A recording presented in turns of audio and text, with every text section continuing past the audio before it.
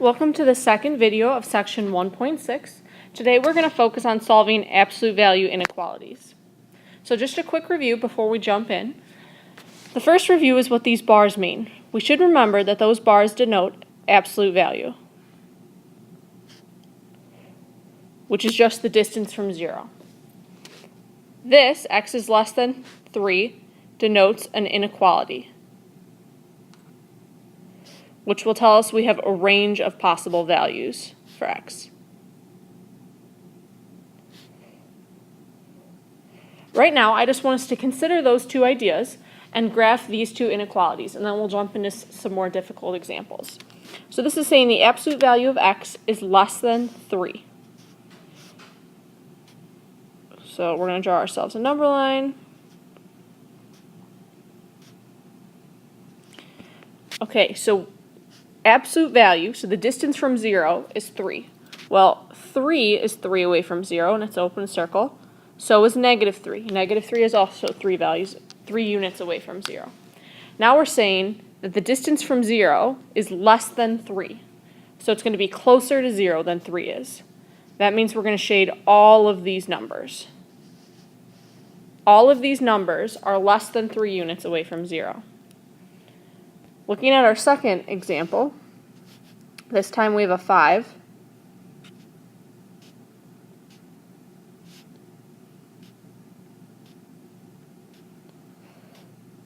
Okay, so 5 units away from 0 is positive 5 and negative 5. And this time I'm saying that the distance from 0 is greater than 5, so it's further away from 0. So that's going to be all of these numbers here on the outside. So these should look pretty familiar. These both look like compound inequalities. So absolute value graphs are also going to look like compound inequality graphs. So let's jump in. We have two examples. First it says, in general, we will be solving absolute value inequalities by writing them as compound inequalities. That's one method I'm going to show you, and then I'm going to show you another method as well. The first method is very similar to when we solved absolute value equations. You should remember that we wrote two different equations. So that's the first method that I'm going to show you. Looking at example 1, I'm going to have 4x minus 7 equals 13. And then I'm also going to have 4x minus 7 equals negative 13. Now I need to solve both. Adding 7 to both sides, I get 4x equals 20, and then x equals 5.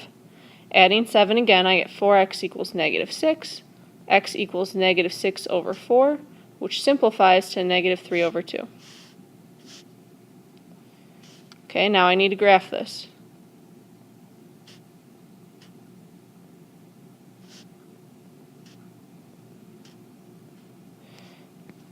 Okay, it's greater than, so there's no equal sign, so I'm going to have two open circles. One open circle at 5, one open circle at negative 3 over 2, which is between negative 1 and negative 2. Now I'm either going to be shading between these 2 points or outside of these 2 points. The way I'm going to figure that out is I'm going to pick a test point to substitute in. In this case, I think 0 is going to be the easiest number to substitute in. I try to choose a point in between the two that I graphed. So I'm going to substitute that point into my original equation. So I have the absolute value of 4 multiplied by 0 subtract 7.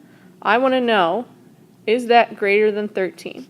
Okay, 4 multiplied by 0 is just 0. 0 subtract 7 is negative 7. So I have the absolute value of negative 7 is greater than 13. Negative 7 is 7 units away from 0, so I get 7 is greater than 13. Okay, we should be able to tell that is not true. That means I don't want 0 included in my solution set. So I'm not going to shade in between the 2 points. I'm going to shade outside of the 2 points. And that's my graph. So that's the first method.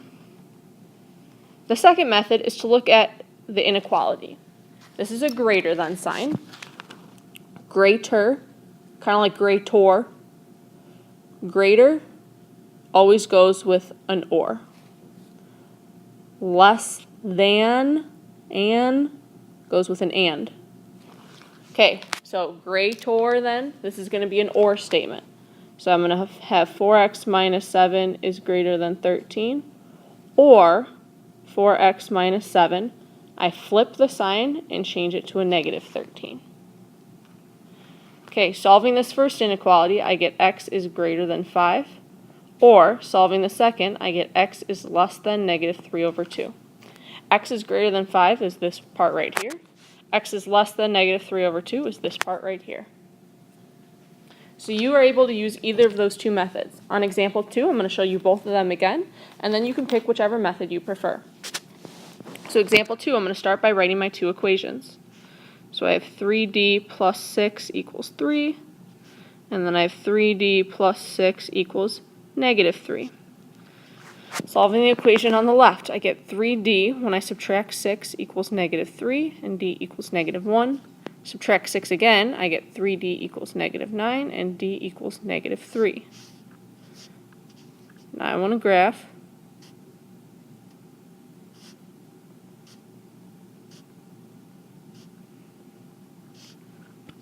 Okay, there's no equal sign in the inequality, so I have two open circles. One open circle at negative 1, one open circle at negative 3. I need to decide where to shade. So I'm going to pick negative 2 because it's between the 2 points. So I get 3 multiplied by negative 2, add 6. I want to know if that's less than 3. 3 multiplied by negative 2 is negative 6. So I get the absolute value of negative 6, add 6. Negative 6 add 6 is 0, so the absolute value of 0.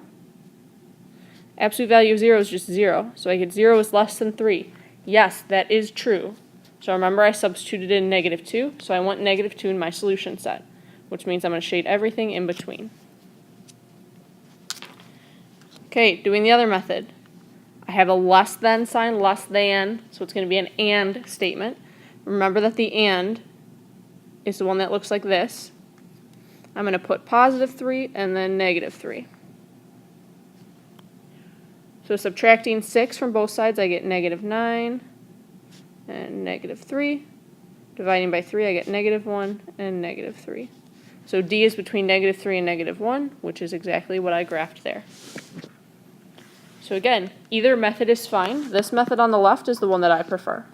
But if you like the method on the right using the compound inequalities, you're able to do that too.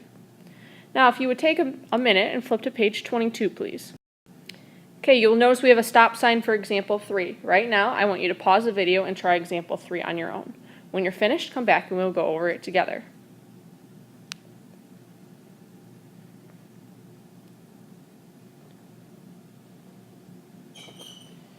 Okay, you should have had a minute to try this one on your own.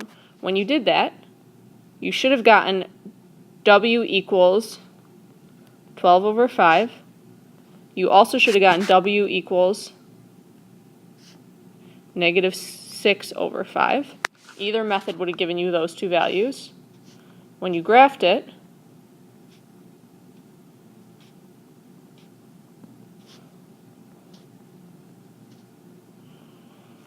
okay, you should know 12 over 5, that's a little bit greater than 2. 2 is 10 over 5, and 3 is 15 over 5.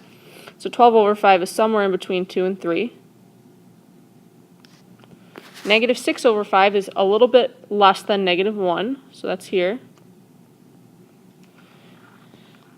And then if you substitute in a test point, I would have substituted in 0. So we get 5 multiplied by 0, subtract 3 is greater than 9. This ends up being negative 3 is greater than 9. So 3 is greater than 9, which is not true. I do not want to include 0. So I go everything outside that. If you did it the other way, you would have seen that this is a greater sign, or we're going to shade outside. So hopefully you got that one right. If not, go back and find your mistake. If you can't find it, make sure you bring any questions you have to class. We have 3 more examples, 2 word problems, and then example 5. So the first word problem, it says write an algebraic expression to represent numbers that are at least 5 units away from negative 10. Okay, so I'm going to start by drawing myself a graph. So 5 units away from negative 10, 5 less than negative 10 is going to be negative 15, 5 greater is going to be negative 5, and it says the numbers that are at least 5 units away. So this way. And these are going to be closed circles because they're included. We want to include negative 15 and negative 5. Okay, we can see that this is an or statement. So this piece right here is going to be x is greater than or equal to negative 5. This piece right here is x is going to be less than or equal to negative 15. Shading outside is an or. So my final answer is going to be x is greater than or equal to negative 5, or x is less than or equal to negative 15. Now I can write this as an absolute value, but for right now we're just going to write it as a compound inequality. Right now, pause the video and do the second word problem on your own, please. Graph it and then write a compound inequality, please. When you're finished, come back and we'll go over it together.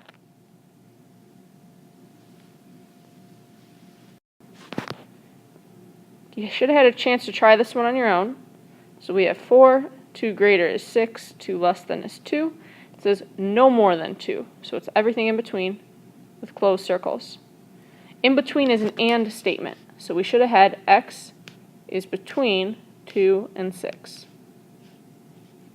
If you got that one wrong, that's okay. Hopefully you understand why. If not, please bring a question to class tomorrow. And then our last example is example 5. Again, it's shading in between, so it's going to be an and statement. X is somewhere between 2 and 8. Closed circles, so we're including 2 and 8. Again, both of these can be written as absolute value inequalities, but we're just going to write them as compound inequalities. So that's the rest of notes for today and the rest of notes for Chapter 1. If you have any questions, please make sure you bring them to class to ask them. Thank you, and I will see you in class.